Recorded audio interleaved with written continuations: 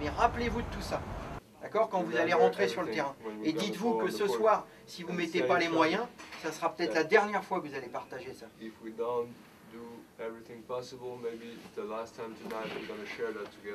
Ok ? Et pour cette troisième manche en vue de la qualification pour les demi-finales, tout le public portellois fait le déplacement et quand les portellois se déplacent, ça s'entend et ça se voit. Du côté nantérien, on connaît la chanson, rien ne sert de partir trop vite, il faut partir à point, surtout quand on sait où on va. Au niveau du parquet, les deux formations semblent avoir adopté le même plan de match que leurs supporters avec des visiteurs qui commencent cette rencontre sur les chapeaux de roue alors que du côté de la JSF, c'est la prudence qui est de mise. C'est vraiment le fait de ne pas d'avoir arrêté de faire de l'homme à homme. Ça, eux, ils n'ont pas mis les tirs, donc tactiquement c'était bien joué. Maintenant, c'est des longs rebonds qu'on n'a pas su prendre pour faire un écart de presque 10 points à la mi-temps, qui aurait tout changé.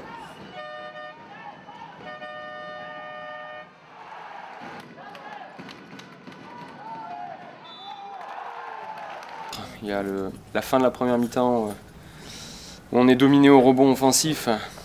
Donc on cède 12 rebonds sur la première mi-temps, donc quasiment 7 dans les 4 dernières minutes.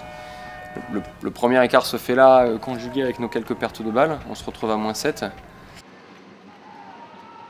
On joue sans rythme et donc voilà, après l'écart, ils montent vite, eux ils reprennent confiance, donc ça se voit dans leur tir, dans leur jeu. Puis c'est là qu'on perd le match, je pense, parce qu'après derrière on fait les ajustements tactiques qu'il faut, mais bon c'est un peu trop tard. Et malgré les ajustements tardifs des nordistes, il faut attendre les dernières minutes de la première mi-temps pour voir les franciliens prendre un avantage significatif au tableau d'affichage. Dès lors, cet avantage pris, les Nantériens feront parler leur physique pour conserver cette avance et garder des portellois à bonne distance. On a des joueurs qui sont un peu moins lucides sur la fin, donc c'est sûr que le coach de Nanterre il a bien fait tourner son équipe. Il y a des joueurs frais qui sont revenus sur la fin, qui ont mis des shoots importants comme Riley, qui avait été un peu ménagé. Et c'est ce même Riley qui sera le dernier marqueur de la rencontre qui voit la JSF Nanterre s'imposer dans cette dernière manche et se qualifier pour les demi-finales. Malgré la déception, le coach portellois reconnaît la supériorité des Franciliens sur cette rencontre. Bon, c'est décevant, mais Nanterre sur ce match-là le mérite, quoi. Ce soir, on a vu un vrai match d'hommes. Je pense qu'il y a eu beaucoup de respect entre les deux équipes, entre les deux publics.